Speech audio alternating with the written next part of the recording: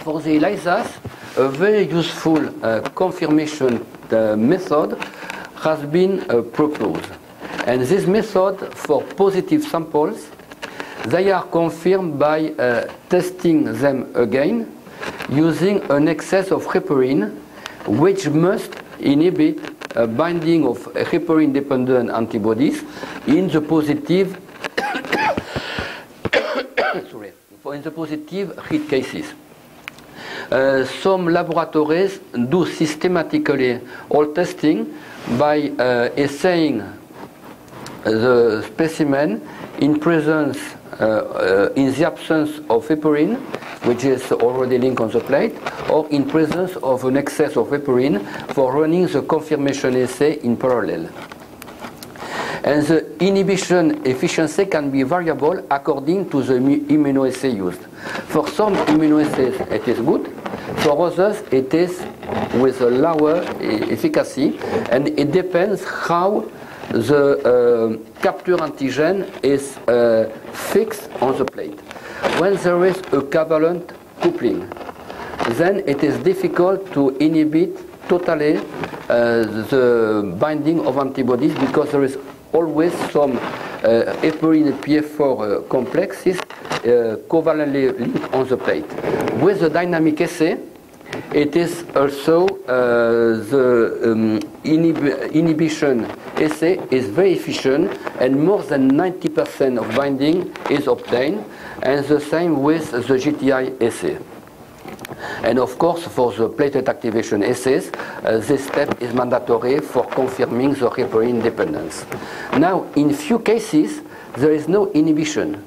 But you know, we must take care not to reject these cases with a rapid conclusion on it is not a hit, because it can be an atypical hit or a pseudo hit, and we have examples of absence of inhibition which are associated with the clinical context of hit, and we have identified in a few cases presence of pathogenic antibodies to protamine sulfate, and I will come back with two case studies for showing these antibodies. And in other case, we can have also pseudo-hit, for as example with antibodies to IL-8, and the inhibition is not as systematic as with antibodies to heparin and PF4. This is an example of the inhibition study, inhibition confirmation study. Here it is a binding of 8 different plasmas to the protamine sulfate and heparin coat plate, and you can see that there is a very strong binding for all the patients, and in presence of an excess of heparin, all are inhibited except of 2. And then we focus on these 2 patients. I will come back later on these 2 cases, because the clinical context was very suggestive for hit. Okay? And we did again the same studies using the streptavidin and biotinate heparin coating, and in these cases the inhibition was obtained for all the patients, but this patient and that one which were strongly positive in this case were weakly positive or negative when this type of coating was used.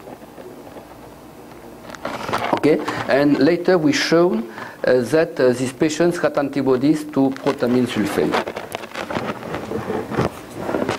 Concerning the isotyping of antibodies, so now there is a consensus that the highest risk and the highest clinical association is with the IgG isotype, heparin-dependent antibodies of the IgG isotype.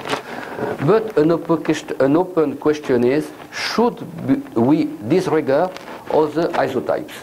If a patient has developed IgM or IgA antibodies, so the present understanding is that normally there is little risk they evolve to symptomatic hit, but you know, when there is a suspicion of hit because of thrombocytopenia and antibodies are present, usually heparin is discontinued. So the question remains open, and we can wonder if some patients cannot evolve if heparin is continued to IgG isotypes, even if the immune response has been shown to be atypical, and many patients develop very rapidly only the IgG type response. In our experience, we have analyzed very few cases with only IgM. And in malignancy, we have some cases very well documented with thrombocytopenia occurring when heparin is used, and normalizing when heparin is replaced by sodium danaparoid, and which have only IgA at a very high level, an absorbance which is above 2 or 3. You know, the normal range for ELISAs is below 0.4 or 0.5 according to the assay, and for the true positive samples, the results are always above 1. And there is discussions on how significant are the intermediate reactivities between 0.5 and 1, and the most recent data show that we cannot exclude patients with weak positivities, and so all reactivities from 0.5 should be considered as a potentially symptomatic hit. So concerning the other isotypes, the question is then open: how will evolve positive patients with only IgA and or IgM antibodies and without IgGs? So what is the risk to develop symptomatic hit if heparin is continued? Now, you know, we can also moderate this question, because when thrombocytopenia is suspected, it is because there is a dramatic fall in platelet count between two successive counts, or a platelet count below 100 giga per liter, occurring 5 to 15 days from onset of heparin therapy, or earlier if the patients have been already exposed to heparin the 3 preceding months. I think when it was a late, an older exposure, you know, there is not yet a consensus on how rapidly the antibodies can develop. Okay, and when there is a suspicion, normally heparin therapy is immediately substituted with another anticoagulant. Okay, and we will only confirm that it was hit in order to see if we can reuse or not heparin in these patients. Now, concerning the clinical value of the different assays, the platelet activation assays have definitely a higher clinical specificity than immunoassays for heparin PF4 antibodies, but they have a lower sensitivity. And from all the heparin dependent antibodies assays, the platelet activation assays for these antibodies, the most sensitive is the C14 serotonin release assay, which has a higher sensitivity than the platelet activation assays or the platelet aggregation assay. The sensitivity of platelet activation assays is increased when the assays are performed with washed platelets, and probably the explanation is that the washing induces some platelet activation with release of PF4, which can bind on a washed platelet surface. So now, as there are also some asymptomatic antibodies, including IgGs, the question remains open: is which antibody characteristics support the heparin-dependent platelet activation?